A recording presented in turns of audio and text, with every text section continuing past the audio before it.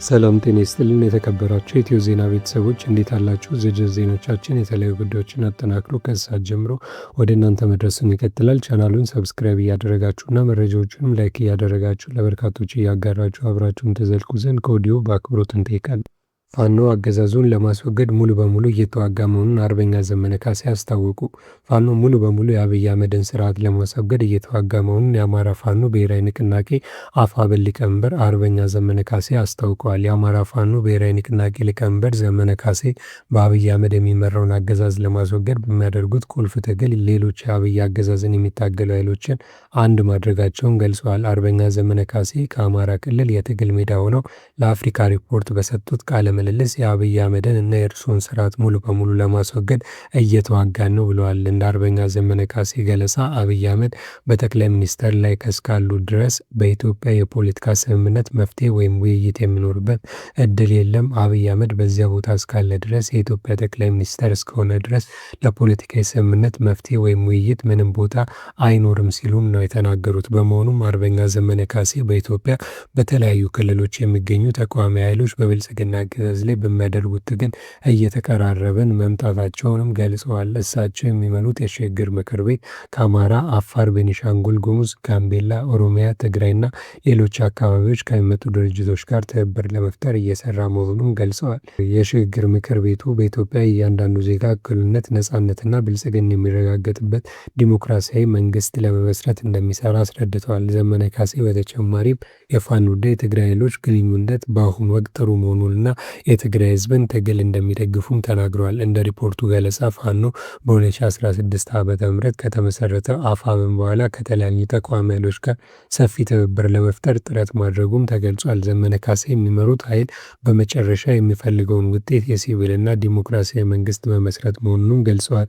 አርበኛ ዘመነ ካሴ ከኤርትራ ጋር ቀጥተኛ ግንኙነትም ሆነ የቀጥታ ድጋፍ እንደሌላቸውም ገልጸዋል። የፋኖ መሪው በተጨማሪ የአብይ መንግስት ድሮኖች በመጠቀም በአማራና ትግራይ ክልሎች ጥቃት እየፈጸሙ ነው ሲሉም ከሰዋል።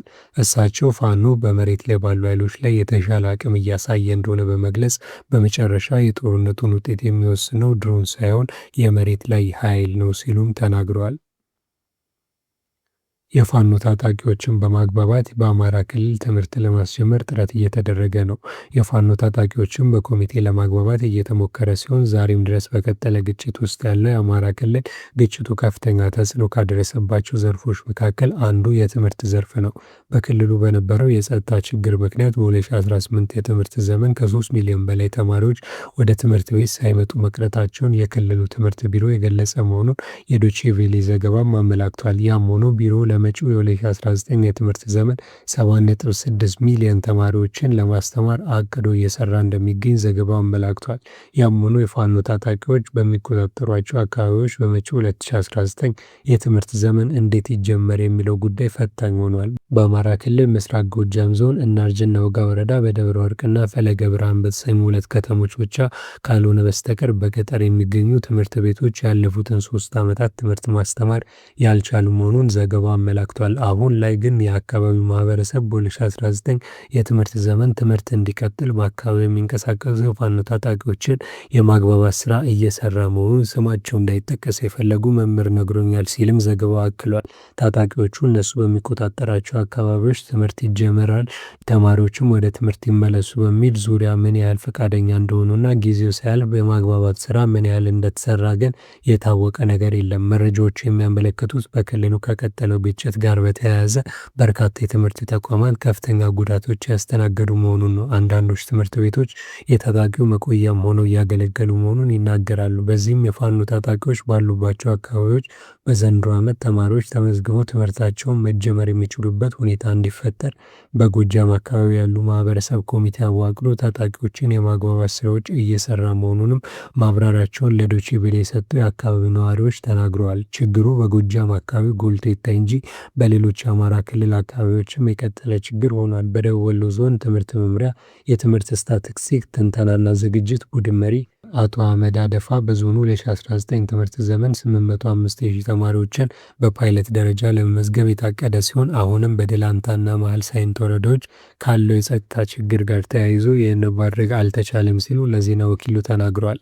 የአማራ ክልል ትምህርት ቢሮ ኃላፊ አቶ ጥላሁን ወርቁ በሰጡት ማብራሪያም እቅዳቸው ወደ 7.4 ሚሊዮን ተማሪ ለማስተማር የነበረ ቢሆንም 4.4 ሚሊዮን አካባቢ ተማሪዎች ገብተው በትምህርት ገበታ ላይ ነው የከረሙት። እንግዲህ ይህን ተማሪ ለማምጣት በጣም ብዙ ዋጋ ተከፍሏል። እስከታች ድረስ የትምህርት መዋቅሩና አጠቃላይ ህብረተሰባችንን ጨምሮ አጋር አካላት ሰፊ ስራ ሰርተው ይህን ውጤት ማምጣት ተችሏል። ትምህርትን ከፖለቲካ ነጥሎ ማየት ለአማራ ክልል ያገባኛል ከሚሉ ወገኖች ሁሉ የሚጠበቅ ተግባር ነው ሲሉም ተናግረዋል። ጠቅላይ ሚኒስትር አብይ አህመድ በምክክር ኮሚሽን መዝገብ ላይ አለመገኘታቸው የጤና እክል ጥርጣሬን ፈጠረ። ትናንት በነበረው የብልጽግና ስልጣን ማራዘሚያ ምክክር ጉባኤ መዝገብ ፕሮግራም ላይ ያልተገኙት አብይ አህመድ የጤና እክል እንደገጠማቸው ተጠቆመ። አብይ አህመድ በትናንትና የምክክር ኮሚሽን የማጠቃለያ መርሃ ግብር ላይ አለመገኘታቸውን እንደ ተራ ክስተት ማየት የሚገባ አይመስለኝም ሲል ጋዜጠኛ መሳይ መኮንንም ጽፏል። ባኞ ቤት ተሰራ፣ ሽንት ቤት ተገነባ ብሎ ለምርቃቱ ጀሌውን አንጋግቶ የሚሄደውና ቴሌቪዥን ፎቶግራፍ ቀረጻ ቀድሞ የሚገኘው አብይ አህመድ በዚህ አገዛዝ ትልቅ ድግስ ላይ አለመገኘቱ በሌላ ጉዳይ ተጠምዶ ነው የሚለው ሰበብ ማንንም የሚያሳምን አይደለም ያለው ጋዜጠኛው ከሱና ከሚስቱ በስተቀር ሁሉም ጀሌዎች አዳራሽ ውስጥ ነበሩ ብሏል። ደግሞ መርቆ የከፈተው መድረክ መዝጋት የነበረበት እሱ መሆን ነበረበት ሲል ያብራራው መሳይ እንደሰማሁት በመርሃ ግብሩ ላይ የእሱ መገኘት ተጠቅሶ ነበር፣ ግን አብይ አህመድ የለም የት ሄደ? እሱን የበላ ጅብ ካለስ ለምን አልጮህም ሲል ጠይቋል። ጋዜጠኛ መሳይ አንዳንድ ሹክትክቶች የሰውየውን መታመም የሚያሳዩ ናቸው፣ ቢሮ ከታየም 10 ቀናት እንዳለፉት ይነገራል ሲል ጠቁሟል።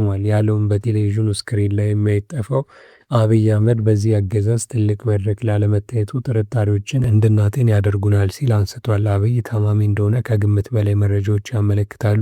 ከጭንቅላቱ የኋላ ክፍል ጋር በተያያዘ በየጊዜው ለሕክምና ውጭ ሀገር እንደሚመላለስ በቅርበት የማውቀው መረጃ አለኝ ሲልም አስረድቷል።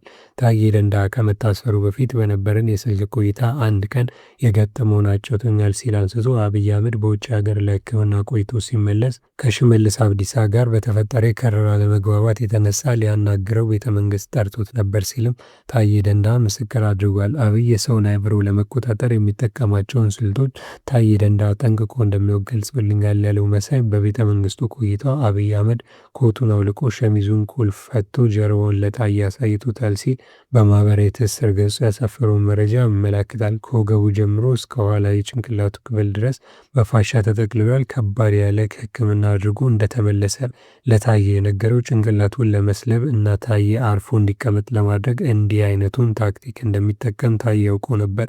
ብዙም አልደነገጠም ያለው ጋዜጠኛ መሳይ ለማንኛውም አብይ አህመድ ጽኑ በሆነና ከአንጎል ጋር በተያያዘ የጤና ችግር ውስጥ እንዳለ ታዬ በወቅቱ አጫውቶኛል ነበር ሲል ገልጿል።